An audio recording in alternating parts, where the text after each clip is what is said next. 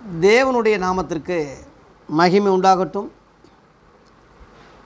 அப்போஸ்தலர்களின் மறுபக்கம் என்ற தலைப்பிலே இன்றைக்கு 7வதாக 4ஆம் பாகத்தில் 7வதாக நிறைவாக அப்போஸ்தலர்களின் மறுபக்கம் என்று 4ஆம் பாகத்தில் 7வது பாயிண்டாக யோவான் அப்போஸ்தலன் நிறைவாக இன்றைக்கி என்ன சொல்கிறான் அப்படின்னு கேட்டால், மரணத்துக்கேதுவில்லாத பாவமும் உண்டு, மரணத்துக்கேதுவான பாவமும் உண்டு என்று 2 பாவத்தை பற்றி இங்கே கடைசியில் விளக்குறான். அதை உங்களுக்கு நான் விளக்கிட்டு இதை நிறைவு செய்கிறேன். அதாவது 16ஆம் வசனத்தில் 1 யோவான் 5ஆம் அதிகாரம் 16ஆம் வசனத்தில், மரணத்துக்கு ஏதுவல்லாத பாவத்தை தன் சகோதரன் செய்ய ஒருவன் கண்டால் அவன் வேண்டுதல் செய்ய கடவன். அதாவது மரணத்துக்கு ஏதுவல்லாத பாவம், அநீதியெல்லாம் பாவம்தான். அங்கே 17 போட்டிருக்கு, அநீதியெல்லாம் பாவம்தான் என்றாலும் மரணத்துக்கு ஏதுவில்லாத பாவமும் உண்டு. இந்த மரணம் இந்த முதல் மரணம் இல்லை, 2ஆம் மரணம். ஒரு சின்ன தப்பு செஞ்சாலும் கூட நரகத்துக்கு போயிடுவான் அப்படின்னா எவனும் போக முடியாது. ரட்சிக்கப்பட்டவனும் பாவம் செய்கிறான். ஏன்னா விசுவாசத்தினால் வராத யாவும் பாவமேன்னு இருக்கு. சொற்கள் மிகுதினால் பாவம் இல்லாமல் போகாதுன்னு இருக்கு. எந்த வகையில் அப்படியே கிடுக்கு பிடிச்சா யார் அபிஷேகம் பெற்றவங்க கூட போக முடியாது, இயேசுவை தவிர. அதான் அநீதியெல்லாம் பாவம்தான். எல்லாம் கரெக்டாக பிடிச்சிடம்னா எவனும் போக முடியாது. வர்றேன்னு சொல்கிறோம், வராமல் போடுறோம், தப்பு தானே, பாவம் தானே. இப்படி எடுத்துக்கிட்டா கொடுக்குறேன்னு சொல்கிறோம், கொடுக்காமல் போகிறோம், தப்பு தானே, பாவம் தானே. இப்படி எடுத்துக்கிட்டால் யாரும் தப்ப முடியாது. அதை நீதின்னு சொல்லி செய்கிறேன்னு அதுக்கு மாறாக செஞ்சால் அதுக்கு பேர் அநீதின்னு அர்த்தம். அது அநீதியெல்லாம் பாவம்தான் போட்டிருக்கு. அதனால் பார்த்தா யாரும் பரலோகம் போக முடியாது இயேசுவை தவிர. அதனால் அந்த சின்ன சின்ன பாவங்கள்லாம் மரணத்துக்கு ஏதுவில்லாத பாவம். மரணத்துக்கு ஏதுவில்லாம் 2ஆம் மரணம். இது முதல் மரணம் எல்லாருக்கும் இயேசுக்கே வந்துச்சு. முதல் மரணம் எல்லாருக்கும் உண்டு. 2ஆம் மரணம் வெளிப்படுத்தல் 21:8 போட்டிருக்கு. அந்த லிஸ்ட்டு அதில் போட்டிருக்கு. 8ஆம் வசனத்தில் 8 விதமான ஆள்க அந்த 2ஆம் மரணத்தில் அடைகிறாங்கன்னு போட்டிருக்கு. அவங்க 2ஆம் மரணத்தை அடைகிறாங்க. அந்த 2ஆம் மரணத்தை அடையக்கூடிய அந்த 2ஆம் மரணம் அந்த பாவத்துக்குள்ளாகி கெட்டு போகாமல் அவன் வேண்டுதல் பண்ணி ஜெபம் பண்ணி இந்த உடலில் உயிர் இருக்கிற வரைக்கும் அவன் மனம் திரும்பிட்டான்னா, ஜெபிச்சு திருந்தினான்னா அவனுக்கு வாய்ப்பு உண்டு. இப்போ உதாரணமாக ஒரு கல்லை சிலுவையில் தொங்கி உயிர் விடும்போது நிறைய பெரிய கொலைகாரன் ஞானஸ்தானமும் எடுக்கலை, ஒன்றும் செய்யலை. கடைசியில் உம்முடைய ராஜ்யத்தில் வரும்போது அடியேனை நினைத்தருளும் தன்னை குற்றவாளியாக அறிவிக்கிறான். நம்ம அநேக பாவம் செய்தோம், நம்ம செய்ததுக்கு தக்க தண்டனை அடைகிறோம், அது நியாயம். இவரோ தகாதது ஒன்று செய்யலையேன்னு சொல்லி இயேசுவை நிரபராதியாக தங்களை குற்றங்களாக ஒப்பிக்கிட்டு திரும்ப இயேசு உயிர் தெழுவார், திரும்ப அவருக்கு ராஜ்யம் இருக்குது, திரும்ப வருவார் என்று அவன் முழு மனசோடு நம்பி அந்த ராஜ்யத்தில் அடியானை நினைத்தருள்னு சொல்லும்போது எவ்வளோ பெரிய சத்தியம் இருக்குது. இயேசு கிறிஸ்துவுக்கே அது ஒரு புத்து உயிர் மாதிரி. உயிர் போகிற நேரத்தில் தேவனே கைவிடுறாரு. சீசர்கள்லாம் ஓடிட்டாங்க. எந்த நம்பிக்கையும் இல்லாத அந்த சூழ்நிலையில் பிசாசி கொக்கரிக்கிறான், சிரிக்கிறான். ஒரு சாதாரண கல்லனை கொண்டு ஆவியானவர் பேசுகிறாரு. தேவன் கைவிட்டார். ஆவியானவர் இருக்கார்ல, அவன் வாயிலிருந்து பேசுகிறார். உனக்கு ஒரு ராஜ்யம் உண்டு, திரும்ப நீ உயிரோடு வருவ. அப்படி நீ வரும்போது இவனை நினச்சிக்க, அவன் வாயை கொண்டே அவன் பச்சைக்கீரை எடுத்தது பச்சனை வந்ததுன்னு சொன்ன மாதிரி ஒரு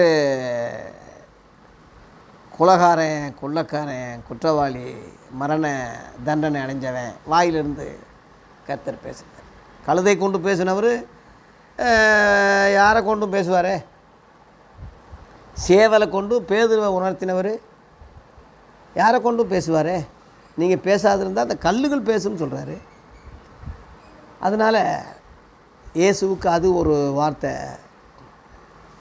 உற்சாகப்படுத்தினது, பலப்பு. உடனே இயேசு, இன்று என்னோடு கூட பரதேசியில் இருப்பாய். பரதேசின்னா பரலோகம் கிடையாது, 3வது வானம்.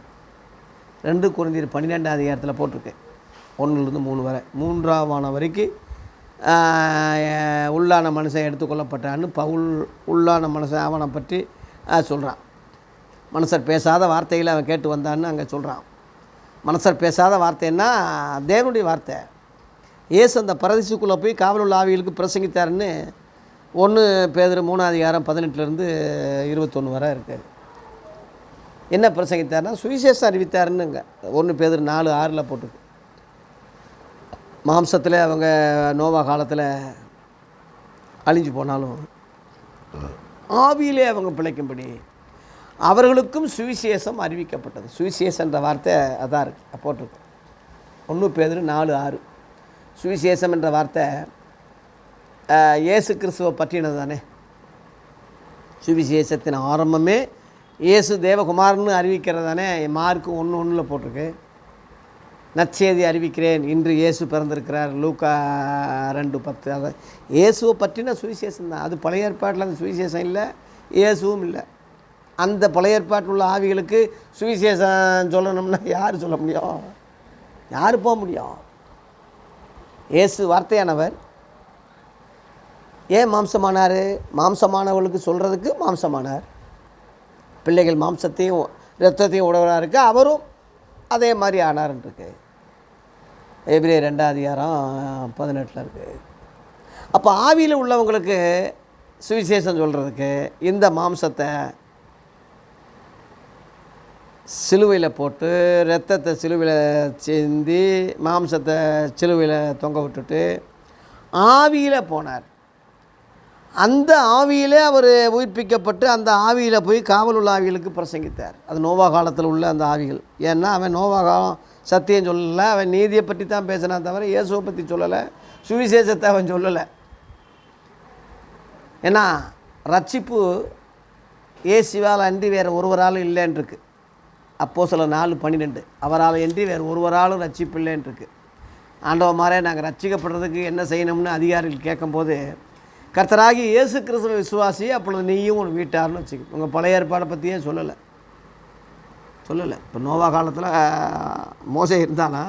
பழைய ஏற்பாடு இருந்ததா? நியாயப்பிரமாணம் இருந்ததா? அங்கே என்ன ஒன்றும் இல்லை. அதனால் அது அவசியம் இல்லை. இயேசு கிறிஸ்து உலக இரட்சகராக வந்தார். நான் அவருடைய குமாரன், தேவகுமாரன். நான் ஆதாமால் நீங்கள் பாவிகளான மாதிரி 2ஆம் மனுஷனாகி என்னைய மனுஷனாக அனுப்பியிருக்காரு. உலக மக்களுக்கு சுவிசேஷம் சொல்லிட்டேன். என் உடம்பு சிலுவையில் இப்போ தொங்கிக்கிட்டு இருக்கு. என் ஆவியில் நான் உயிர்ப்பிக்கப்பட்டு இங்கே நான் வந்திருக்கேன், உங்களுக்கு சொல்ல வந்திருக்கேன். இவ்வளோதான். 3 நாள் கன்வென்ஷன், அதான் சுவிசேஷம். அதனால் சரீரத்தில் இவங்க தண்டனை அடைஞ்ச மாதிரி இருந்தாலும் ஆவியிலே பிழைக்கும்படி தேவனுக்கு முன்னாடி தேவன் முன்னாடினா பரலோகத்தில் ஜட்ஜ்மெண்ட்டுக்கு முன்னாடி நிற்பாங்க எல்லா ஆவிகளும். அவங்க அந்த நேரத்தில் அவங்க பிழைக்கிற முடியும். அவர்களுக்குன்னு இல்லை, அவர்களுக்கும் இப்படிப்பட்டவங்களுக்கு கூட சுவிசேஷம் சொல்லப்பட்டது. 1 பேதுரு 4:6 மறந்துடாதீங்க. அப்படி இருக்கும்போது அந்த சுவிசேஷத்தினால அவங்க மனம் திரும்புறதும் திரும்பாததும் நியாய ஜட்ஜ்மெண்ட்டில் தான் தெரியும், தீர்ப்பு நாளில் தான் தெரியும். இப்போ தெரியாது. அவரை விசுவாசிக்கிறவன் ஆக்கினைக்குள்ளாக தீர்க்கப்படான். அவரை விசுவாசியாதவனோ தேவன் தம்முடைய ஒரே பேரான குமாரனுடைய நாமத்தின் மேல் விசுவாசமாக இராதபடினால் அவன் அந்த ஆக்கினைக்குள்ளாக தீர்க்கப்பட்டது ஆயிற்றுனே. யோவான் 3:18 இருக்குது. தேவன் தம்முடைய குமாரனை உலகத்தை ஆக்கினைக்குள்ளாக தீர்க்க அனுப்பாமல் அவரால் உலகம் ரட்சிக்கப்படுவதற்காகவே அனுப்பினார் என்று அதில் 17 இருக்குது. ஏன் அப்போ ஒரு கூட்டம் ரட்சிக்கப்படலை? கேட்டும் ஏன் கேட்காம போனாங்க? அதான் 2வது வாய்ப்பு. இயேசுவே வர்றாரே, அப்போ அவங்க ஏன் பயன்படுத்தி கொள்ளலைன்னா அதில் யோவான் 3:19 பொல்லாங்கு செய்கிற எவனும் ஒளியை பகைக்கிறான், தன் கிரிகள் கண்டிக்கப்படாதபடி ஒளியினிடத்தில் வருகிறான். சத்தியத்தின்படி செய்கிறவனும் தேவனுக்குள்ளாக தன் கிரிகள் செய்யும்படி ஒளியினிடத்தில் வருகிறான். இதுதான் ஒளிகிட்ட வர்றதும் இருள்கிட்ட அவனே போகிறது அவனுடைய சுயாதீனத்தை பொறுத்து, அவன் விசுவாசத்தை பொறுத்து தான். தேவன் அதுக்கு பொறுப்பில்லை. அங்கே போய் புதுசாக புஸ்தகத்தை எடுத்து பிரசங்கம் பண்ணிக்கிட்டு இருக்க மாட்டார். நான் சொன்ன வசனமே அவனை கடைசி நாளில் நியாயந்திருக்குன்னு சொல்லி யோவான் 12:48 இருக்குது. சொல்ல போகிற வசனம் சொன்ன ஏற்கனவே சொல்லிட்டார். பரிசுத்த ஆவியினால் ஏவப்பட்டு பேசினார்கள் இருக்குது. 2 பேதுரு 1 அதிகாரம் அதில் 21 இருக்குது. 20-21 பேசினார்கள், பேசுவார்கள்னு இல்லை, பேசுவார்கள்னு இன்றைக்கி மாற்றி சொல்கிறான் ஒரு கள்ள ஊழியக்காரன். பேசினார்கள், முன்னாடியே பேசிட்டாங்க. அதுதான் நியாயந்திருப்பு, அதுதான் பேசும். அதனால் அநீதியெல்லாம் பாவம்தான், ஆனாலும் மரணத்துக்கு ஏதுவில்லாத பாவம் இருக்குது. அதுக்கு ஜெபிச்சா போதும்.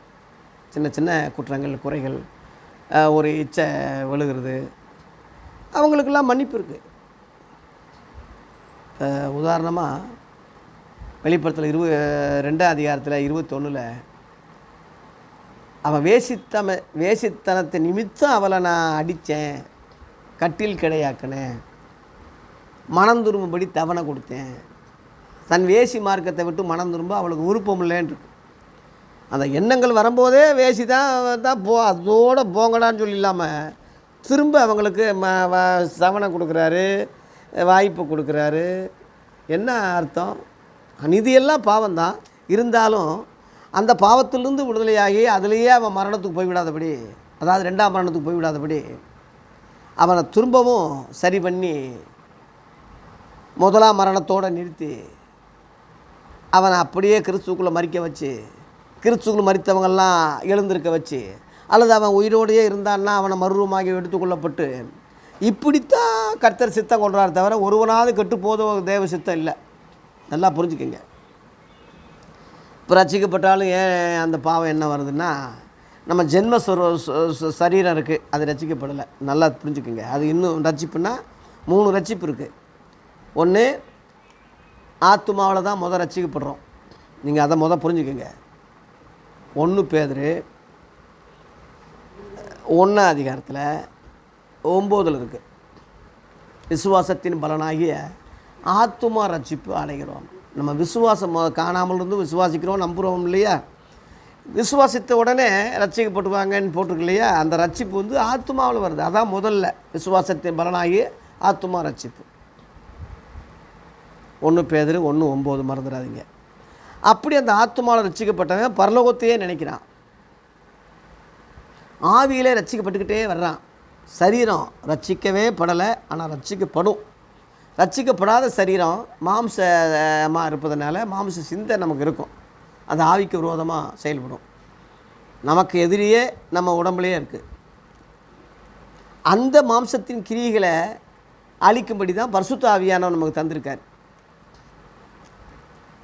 மாம்சத்தின்படி நடந்தால் சாவீர்கள், ஆவியினாலே சரீரத்தின் செய்கைகளை அழித்தால் பிழைப்பீர்கள்னு சொல்லி ரோமர் 8:15 இருக்கு இல்லையா?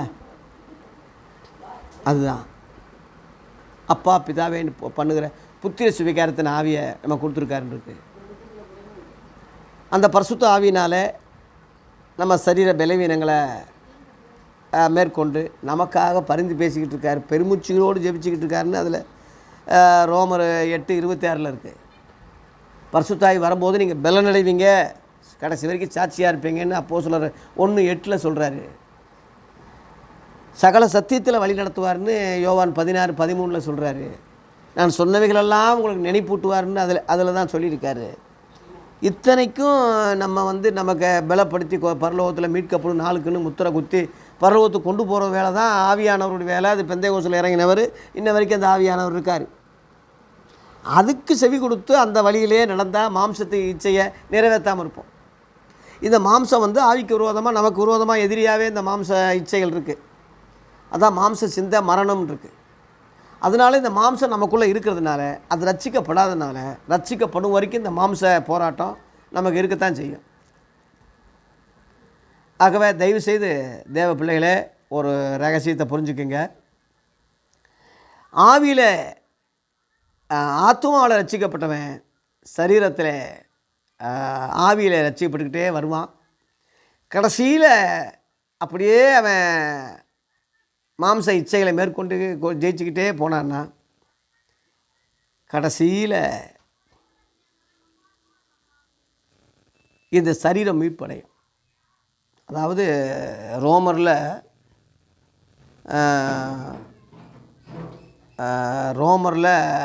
8:23 போட்டிருக்கு. ரோமர் 8:23 என்ன போட்டிருக்குன்னா,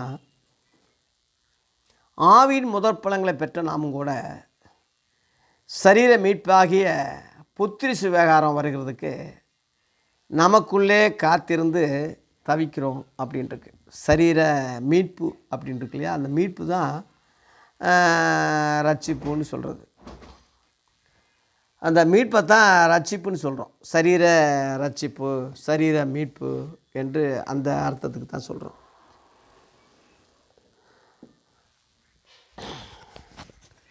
ஆகவே தேவ பிள்ளைகளே, சரீர மீட்பு வர்ற வரைக்கும், அதாவது சரீரம் ரட்சிக்கப்படும் வரைக்கும் சரீர இச்சைகள் வரத்தான் செய்யும், சரீர எண்ணங்கள் வரத்தான் செய்யும். சரீரத்தை தூண்டிவிட்டு பாவமோ, பாவத்தினால் வர்ற சாபமோ, இச்சையோ வரத்தான் செய்யும். அதில் அதனால தான் நமக்கே சில நேரத்தில் நம்ம ரட்சிக்கப்பட்டோமா இல்லையா சந்தேகமாக இருக்குது. நம்ம என்ன ரட்சிக்கப்பட்டோம்னு சொல்கிறோம், இந்த மாதிரி எண்ணங்கள் வருது.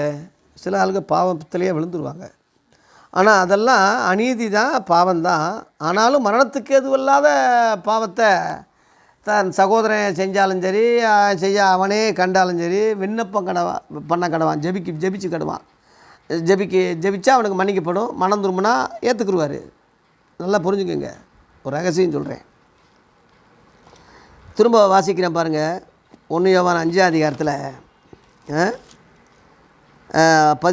மரணத்துக்கு எதுவல்லாத பாவத்தை தன் சகோதரன் செய்ய ஒருவன் கண்டால் அவன் வேண்டுதல் செய்ய கடவான்னா அவன் சான்ஸ் கொடுக்குறாரு. அவன் மனுஷன் ஆவி, ஆத்மா, சரீரம் கொண்டவன் தான் மனுஷன். 3 தன்மை கொண்டவன் தான். ஆவி, ஆத்மா, சரீரம் முழுவதும் நம்முடைய கர்த்தராக இயேசு கிறிஸ்து வரும்போது குற்றமற்றதாக இருக்கும்படி காக்கப்படுவதாக உங்களை அழைத்தவர் உண்மையுள்ளவர், அவர் அப்படியே செய்வார்னு 1 தெசலோனிக்கேயர் 5:23-24 இருக்குது. அப்படியே செய்வார்னா நீ ஜெபிச்சா அப்படியே செய்வார். நீ திரும்பணும், நீ ஒப்பு கொடுக்கணும். ஆண்டவரே நான் செஞ்சிட்டேன், இப்போ அதுக்கு தானே மனம் திரும்ப வாய்ப்பு கொடுத்தேன், மனம் திரும்ப அவளுக்கு விருப்பம் இல்லைன்னு வெளிப்படுத்தல் 2:21 அவர் சொன்னது காரணம் தானே. பேசித்தனம் செஞ்ச விபச்சாரம் பண்ணிட்டா ஊழியக்காரி ஏசபேல், அந்த சபைக்கே ஊழியக்காரங்களோட விபச்சாரம் பண்ணுறா, விக்கிரங்களை படைச்சதை பூசிக்கிறா, பிரசங்கம் பண்ணுறா, அங்கே போட்டிருக்கு. அப்படிப்பட்டவங்க கூட மன்னிப்பு இருக்குது. 1 கொரிந்தியர் 5 தகப்பன் மனைவியை ஒருத்தன் வச்சுருக்கான். அஞ்ஞானிகளுக்குள்ளும் சொல்லப்படாத விபச்சாரம்னு பவுல் சொல்கிறான். அப்படிப்பட்டவன் கர்த்தருடைய நாளில் அவன் ஆவி ரட்சிக்கப்படும்படி சரீர அழிவுக்கு அவனை சாத்தான ஒப்பு கொடுக்குறேன்னு பவுல் சொல்கிறான். அப்போ சரீரம் ஒரு வேளை அழிஞ்சாலும் அவன் ஆவி பரலோகத்துக்கு போயிடணும், அவன் ஆத்மா பரலோகம் போயிடணும். அந்த அர்த்தம் தான். அவனுக்கெல்லாம் வாய்ப்பு இருக்கு இல்லையா. அந்த மாதிரி அநீதியெல்லாம் பாவம்தான். விபச்சாரம், வேசித்தனங்கள், எண்ணங்கள் நம்ம ரட்சிக்கப்படாமல் சரீரம் இருப்பதுனால அந்த எண்ணங்கள் வரும், அந்த யோசனைகள் வரும். அதனால் நம்ம நரகத்துக்கு போயிடுவோம்னு நினைக்காதீங்க. வேண்டுதல் பண்ணுங்கள், மனம் திரும்புங்க. இந்த உடம்பில் உயிர் இருக்கிற வரைக்கும் சொல்கிறேன், மனம் திரும்ப அவனுக்கு வாய்ப்பு இருக்குது. வெளிப்படுத்தின விசேஷம் 2 பார்த்திங்கன்னா ஊழியக்காரங்களுக்கே மனம் திரும்புன்னு தான் முடிக்கிறார். அவன் நல்ல காரியங்களை சொல்லுவார் ஒரு பக்கம், மறுபக்கம் அவர் இயேசு பேசும்போது என்றாலும் உன்னிடத்தில் ஒரு குறை உண்டு, இன்னிடத்தில் விழுந்தாய் என்பது நினைவு கூறு, ஆதியில் செய்த கிரியைகளை செய்யி, மனம் திரும்பு. ஆனாலும் பீலையாமணி போதகத்தை கைகொள்கிற உங்கள்கிட்ட உண்டு, ஒரு குறை இருக்குது, நீ மனம் திரும்பு. இப்படித்தான் ஒரு பக்கம் நல்லது சொன்னாலும் கூட மறுபக்கம் குறைன்னு சொல்லி அப்படியே போங்கடான்னு சொல்லாமல் மனம் திரும்புன்னு சொல்கிறாரு. விசுவாசத்தில் பேதுரு கடலில் நடக்கிறான் இயேசுவை போல, அவிசுவாசத்தினாலே மூழ்கிறான் சந்தேகப்பட்டு. சந்தேகப்படும் போதே அவன் குற்றவாளி பாவி தான், நீ அப்படியே போடான்னு ஏசு சொல்லாமல் கையை பிடிச்சிக்கிட்டு, அற்ப விசுவாசியே ஏன் சந்தேகப்பட்ட? சந்தேகப்படுறான், கையை பிடிச்சிக்கிட்டு தான் ஏன்பா சந்தேகப்படேன்னு சொல்கிறார். அப்போ சந்தேகப்படுறாலும் அற்ப விசுவாசியாக இருந்தாலும் ஏசு கைவிடலையில். ஏன்னா அவனுக்கு வாய்ப்பு, திரும்ப வாய்ப்பு தர்றாரு. அது மாதிரி அநீதியெல்லாம் பாவம்தான், ஆனாலும் நீ விண்ணப்பம் பண்ணு, ஆனாலும் மனம் திரும்பு, அப்பொழுது அவனுக்கு ஜீவனை கொடுப்பார். இங்கே போட்டிருக்கு, அப்பொழுது அவனுக்கு ஜீவனை கொடுப்பார். திரும்ப நித்திய ஜீவனுக்கு வந்துடுவான். இங்கே போட்டிருக்கு. யாருக்கு என்றால் மரணத்துக்கு ஏதுவல்லாத பாவத்தை செய்தவர்களுக்கே அப்படின்ட்டு, அவங்களுக்கு தான் அந்த வாய்ப்பு இருக்குது. மரணத்துக்கு ஏதுவான பாவமும் உண்டு, மரணத்துக்கு ஏதுவான பாவமும் உண்டு, அதை குறித்து வேண்டுதல் செய்ய நான் சொல்லேன். அப்படின்னா வேணுமுனே திமிரில் அவன் செய்கிறான், செஞ்சுக்கிட்டே இருக்கான். உபதேச விஷயத்தில் வேணுமுனே அவன் சபையை பிரிக்கிறான், வேணுமுனே பரிசுத்தாவியை நிந்திக்கிறான், தேவகுமாரனை மறுபடியும் சிலுவையில் அறையிறான், மனப்பூர்வமாக பாவம் செய்கிறான். அவனுக்கு வேண்டுதல் பண்ணுங்க, ஜெபம் பண்ணுங்க, மன்னிப்பாருன்னு நான் சொல்ல மாட்டேன். ஏன்னா அவன் பிசாசியினுடைய பிள்ளை ஆகிட்டான். பிசாசி மனம் திரும்ப ஜெபம் பண்ணுவோமா? அவனுக்கு ஒரு வாய்ப்பு கொடுப்போம்லான்னு நினைப்போமா? பிசாசி திருந்துவானா? அவன் தூதர்கள் திருந்துவானா? அந்த இடத்துக்கு வந்துடுறான். அவன் துணிகரமாக மனப்பூர்வமாக செய்கிறான். அவனை செலுத்தத்தக்க வேறொரு பலி இல்லை. எபிரேயர் 10ஆம் அதிகாரத்தில் 26, 27, 28 போட்டு 29 கிருபை நாவியை நிந்திக்கிறான். எபிரேயர் 6ஆம் அதிகாரத்தில் அவனை மறுபடியும் புதுப்பிக்கிறது கூடாத காரியம்னே போட்டிருக்காங்க. திரும்ப அவனுக்கு அந்த இது இல்லை, அதான் போட்டிருக்கு. அவனுக்கு சொல்லேன். ஆனால் யாருக்கு ஒரு வாய்ப்பு இருக்குன்னா, அநீதியெல்லாம் பாவம்தான், என்றாலும் மரணத்துக்கு எதுவில்லாத பாவமும் உண்டு. இப்போ தேவனால் பிறந்த எவனும் பாவம் செய்யார் என்று அறிந்திருக்கிறோம். 18ஆம் வசனம், தேவனால் பிறந்தவன் தன்னை காக்கிறான், பொல்லாங்கன் அவனை தொடான்னே போட்டிருக்கு. தொடமாட்டான். பொல்லாங்கன்னா பிசாசி, அவன் பக்கத்தில் வர முடியாது. சுற்றி வேணால் எவனை வகதலாம் சுற்றி வகதேடுவான தவிர உள்ளே நுழைய முடியாது. ஏன்னா உள்ளே இயேசு ஆனவர் இருக்கார், பரிசுத்தாவியானவர் உள்ளே இருக்கிறார், அப்படி வசனம் இருக்குது. அவன் தேவனால் பிறந்திருக்கான், நெருங்க முடியாது. அந்த எண்ணங்கள் வரும், அந்த எண்ணத்தினாலே சில தவறுகள் நடக்கலாம். அந்த அநீதியெல்லாம் அவன் பாவமாக இருந்தாலும் அவன் விண்ணப்பம் பண்ணும்போது திரும்ப அவன் தூசி சட்டி எந்திரிச்சிடுறான். ஆமாம், கழுவப்பட்ட பன்றி அப்படியே போயிட்டா நல்லா பண்ணி தான், திரும்ப சேத்துல விழக்கூடாது. கக்குனது நாய் தான் கக்கிடுச்சு, அப்படியே போயிட்டா பரவாயில்ல, திரும்ப திங்கக்கூடாது. அதான் அந்த ஒரு வாய்ப்பு.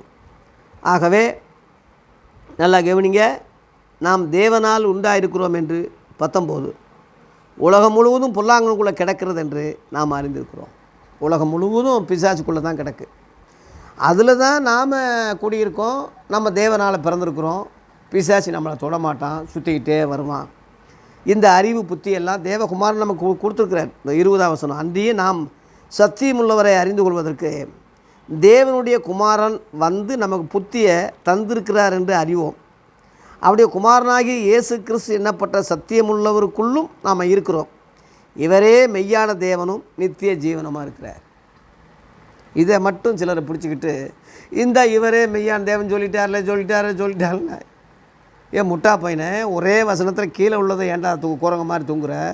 மேலே அவரை யாருன்னு போட்டிருக்கு? தேவகுமாரன் போட்டிருக்கு. இந்த தேவகுமாரனை மெய்யான தேவன்னு சொல்லலாம், தப்பு இல்லை. இப்படி வா, முழுசாக ஏற்றுக்கிட்டு கீழே உள்ளது படி. மெய்யான தேவன்னா உலகத்தில் எத்தனையோ பொய்யான தெய்வங்கள் உண்டுன்னு அர்த்தம்.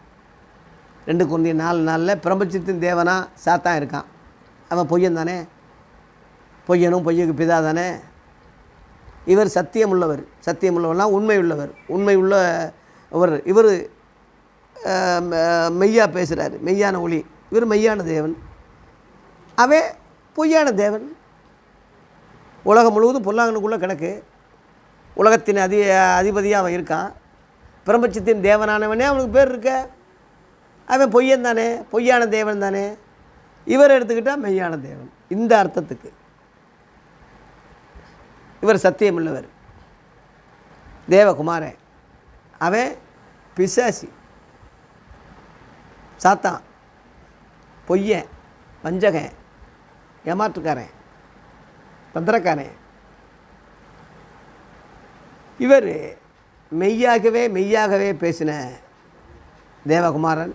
இவரை மெய்யான தேவன்னு சொல்லலாம். ஆதி அப்போஸ்தல காலத்தில் 1 பேதுரு 1:17 இவர் நியாயந்திருக்கிறதுனால இவரை பிதாவாகவே தொழுது கொண்டு வந்ததாக பேதுரே சொல்கிறான். பிதா அல்ல, பிதாவாக. அதை புரிஞ்சிக்க. பிதா சொல்கிறது வேறு, பிதாவாகன்று வேறு. உங்களை அப்பாவா நினைக்கிறேன், அப்பாவாவே, அப்பா வேறு, ஆனால் அப்பாவா நினைக்கிறது வேறு.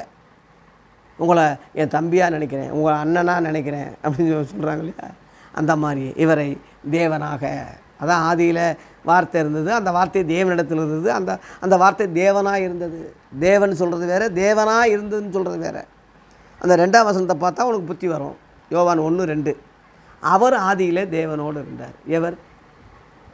இயேசு ஆதியில் தேவனோடு இருந்தார், வார்த்தையாக இருந்தார், தேவனோடு இருந்ததுனால தேவனாக இருந்தார். அவரை மெய்யான தேவனாக சொல்லலாம். பிதாவாக கிறிஸ்தவங்களே தொழுது கொண்டு வந்தாங்க. இங்கே அதுக்கு தான் போட்டிருக்கு மெய்யான தேவன்னு. இவர் தேவகுமாரன்னு மேலே 2 தடவை போட்டிருக்கு. அந்த 2 தடவை உள்ளதை நீ விட்டுட்டு கீழே உள்ளதை மட்டும் நீ குரங்கு மாதிரி தொங்குறது நியாயம் இல்லை மகனே. அந்த தேவகுமாரனை மெய்யான தேவன்னு சொல்லு. இப்படி சொன்ன யோவான் தானே பிதாவானவர் தம்முடைய குமாரனை உலக இரட்சகராக அனுப்பினார் என்று நாங்கள் கண்டு சாட்சி கொடுக்குறோம்னு சொல்லி 4ஆம் அதிகாரம் இதுலேயே 4ஆம் அதிகாரம் 14 சொல்லியிருக்கான். இதுலேயே 5ஆம் அதிகாரம் 5ஆம் வசனத்தில் இயேசு கிறிஸ்துவ தேவனுடைய குமாரன் விசுவாசிக்கிறவன் என்று உலகத்தை ஜெயித்தவன் யாருன்னு இவன் தான் நான் சொல்லியிருக்கான். இயேசு கிறிஸ்துவ தேவகுமாரன்னு விசுவாசிக்கிற உங்களுக்கு அவர்னால் நித்திய ஜீவனை பெறது உங்களுக்கு நான் எழுதுகிறேன்னு இவன் தானே சொன்னான். தேவனையும் இயேசுவையும் குமாரனையும் மறுதலிக்கிறவன் தான் அந்தி கிறிஸ்து இவன் தானே சொன்னான். தன்னையும் விட்டுட்டு இதை மட்டும் கடைசியில் தொங்கிக்கிட்டு திரியிறிய குரங்கு மாதிரி. ஆகவே தேவகுமாரன் தான் புத்தியை கொடுத்தவர் தான். இவர் மெய்யான தேவனாக நித்திய ஜீவனாக இருக்கார். இந்த புரிதலோடு போங்க. ஆனால் இயேசுவுக்கு தேவன் பிதா. யோவான் தான் சொல்கிறான் 20ஆம் அதிகாரம் 17 அந்த அம்மா ஓடி வந்து இயேசுவை உயிர்த்தெழுந்த இயேசுவை மகதலான மரியாதை வரும்போது என்னை தொடாத, உங்கள் தேவனிடத்துக்கும் என் தேவனிடத்துக்கும் உங்கள் பிதாக்கிட்டையும் என் பிதாக்கிட்டையும் ஏறி போகிறேன்னு சொல்கிறாரு. என் சகோதரருக்கு சொல்லுன்னு சொல்கிறாரு. 2 கொரிந்தியர் 1:3 இயேசு கிறிஸ்துவின் பிதா என்று தேவனை அங்கே சொல்லியிருக்கு. பிதாவாக தொழுது கொண்டு வந்தாங்கன்னு சொல்லி 1 பேதுரு 1:17 சொன்ன அந்த பேதுரு அதில் 1ஆம் வசனம் 2ஆம் வசனம் பார்த்தீங்கன்னா பிதா வேறு, இயேசு வேறு, ஆவியானவர் வேறு, இன்னும் 3 பிரித்து தான் சொல்கிறான். பாருங்கள், பரலோகத்தில் சாட்சி இடுகிற 3 பிதா பிள்ளி வச்சிருக்கு, வார்த்தை பிள்ளி வச்சிருக்கு, பரிசுத்த ஆவி என்பவர்களே. 3 ஒன்றாக இருக்கிறார்கள். இருக்கிறார்னா திருத்துவத்துக்கு பொருந்தும். இருக்கிறார்கள் பன்மையில் வரும்போது திருத்துவத்துக்கு பொருந்தாது. அதனால் தேவகுமாரன் என்பது வேறு, தேவன் என்பது வேறு. அந்த வார்த்தை தேவனாக இருந்தபடியால் அவரை பிதாவாகவே தொழுது கொண்டு வர்ற அளவில் தேவனுக்கு சமமாய் அவர் இருப்பதனால இவர் மெய்யான தேவனாக கண்கண்ட கடவுளாக நம்ம சொல்லலாம், தொழுது கொள்ளலாம், தப்பு இல்லை. இந்த புரிதல் தான் உனக்கு இருக்கணும். பிள்ளைகளே, 1 யோவான் 5:21 சொல்லி முடிக்கிறேன். பிள்ளைகளே, நீங்கள் விக்கிரகங்களுக்கு விலகி உங்களை காத்து கொள்வீர்களாக. ஆமேன் அப்படின்ட்டு. இந்த விக்கிரகம் சொல்கிறது இந்துக்கள் சொல்கிற விக்கிரகமோ அல்லது உலக புறஜா சொல்கிற என்று அது மாத்திரம் நினைக்காதீங்க. ஆனால் கொலோசியர் 3:5 விக்கிரக ஆராதனையான பொருளாசைன்னு இருக்குது. அப்போ பொருளாசையில் பழகின சாபத்தின் பிள்ளைகள், பண ஆசை உள்ளவர்கள், உலக ஆசையில் இச்சையில் இருக்கிறவன் முழுவதும் விக்கிரக ஆராதனைக்காரன் தான். அதுக்கு விளக்குங்க. உலக சிநேகிதம் முழுவதும் வேசித்தனம் விபச்சாரம் தான். அதுக்கு விலகுங்க. இந்த காரியங்களுக்கு விலகி உங்களை பாதுகாத்து கொள்ளுங்க. கர்த்தர் நம்மை காப்பாராக, பாதுகாப்பாராக. அப்போஸ்தலர்களின் மறுபக்கம் என்ற தலைப்பில் 4ஆம் பாகத்தில் 7வதாக இந்த அப்போஸ்தலனாகிய யோவானுடைய காரியத்தை நிறைவு செய்கிறேன். அடுத்து வெளிப்படுத்தின விசேஷத்தில் கடைசி எச்சரிப்பாக அதில் உள்ள காரியங்களை ஒரு 7 ஒரு வாரத்தில் ஒரு 7 5வது மறுபக்கமாக இதே யோவான் திவ்ய வாசனான பிறகு அவன் சொன்ன விஷயத்தை 5வதாக நாம் ஒரு 7 காரியத்தை தியானிக்க போகிறோம். அதுக்கு பிறகு என்னுடைய மறுபக்கம் என்று என்னை பற்றி நான் சொல்ல போகிறேன். இந்த பதிவுகளுக்காக தொடர்ந்து அடியனுக்காக ஜெபம் பண்ணுங்கள். இந்த ஊழியங்களை ஷேர் பண்ணுங்கள், அநேகருக்கு சொல்லுங்கள்.